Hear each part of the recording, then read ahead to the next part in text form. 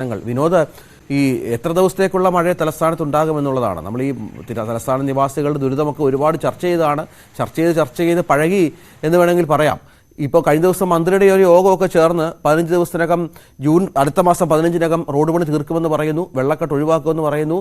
അതിനുള്ള എന്തെങ്കിലും ഒരുക്കങ്ങൾ ആരംഭിച്ചിട്ടുണ്ടോ? ഈ വാഗ്ദാനങ്ങളല്ലാതെ ഇത്തവണയെങ്കിലും കാലവർഷകാലത്ത് നമ്മുടെ പല ജില്ലകളിൽ നിന്നും തമ്പാനൂർ സ്റ്റേഷനിൽ ഇറങ്ങുന്ന യാത്രക്കാർക്ക് ഒക്കെ സ്വസ്ഥമായിട്ട് അവരവരുടെ സ്ഥലങ്ങളിൽ എത്താൻ സാധിക്കുമോ?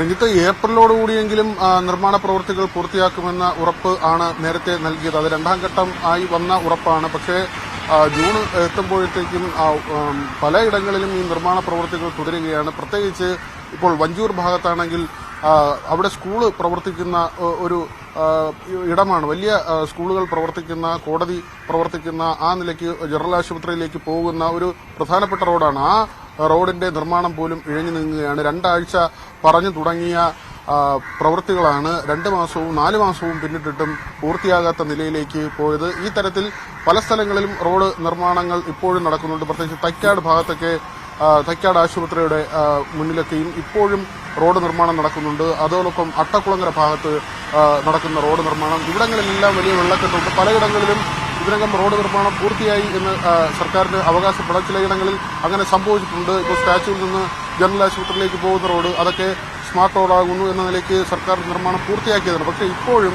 ഈ സമയബന്ധിതമായി നിർമ്മാണ പ്രവൃത്തികൾ പൂർത്തിയാക്കാത്തതുകൊണ്ട് ജനങ്ങൾ ബുദ്ധിമുട്ട് നേരിടുന്നു എന്നത് വ്യക്തമാണ്.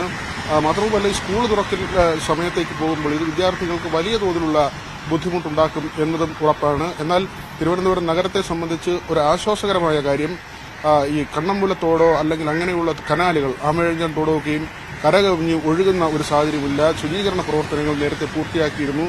അത് വലിയ തോതിൽ ആശ്വാസമായിട്ടുണ്ട്. രഞ്ജിത്ത്, എന്താണ് തിരുവനന്തപുരം തലസ്ഥാന സാഹചര്യം? നമ്മൾ നേരത്തെ പറഞ്ഞതുപോലെ പത്തനംതിട്ടയിലും ഇടുക്കിയിലും റെഡ് അലേർട്ടുണ്ട്. ഈ 2 ജില്ലകളിലും ശക്തമായ മഴ രേഖപ്പെടുത്തുന്ന സാഹചര്യം കൂടി ഇതിനോട് ചേർത്ത് വായിക്കണം. വി വിനോദാണ് തിരുവനന്തപുരത്തിന് വിവരങ്ങൾ പങ്കുവച്ചത്.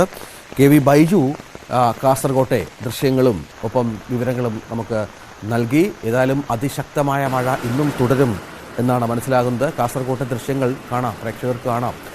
വലിയ വെള്ളക്കെട്ടാണ് പല റോഡുകളിലും രൂപപ്പെട്ടിട്ടുള്ളത്. പല വാഹനങ്ങളും വെള്ളക്കെട്ടിൽ അതിരൂക്ഷമായി തന്നെ പെടുന്ന ഒരു സാഹചര്യം കൂടിയുണ്ട്. കുന്നുകളടക്കം ഇടിഞ്ഞു വീഴുന്നു. റോഡിലേക്ക് മണ്ണും വെള്ളവും ഒരുമിച്ച് കുതിച്ചെത്തുന്ന കാഴ്ചയും മറ്റും കാണാം. അങ്ങനെ കാസർഗോഡ്, തിരുവനന്തപുരം, ഇടുക്കി, പത്തനംതിട്ട തുടങ്ങിയ ജില്ലകളിലൊക്കെ അതിരൂക്ഷമായ സാഹചര്യം നിലനിൽക്കുന്നു എന്നുള്ളതാണ് പ്രധാനപ്പെട്ട കാര്യം.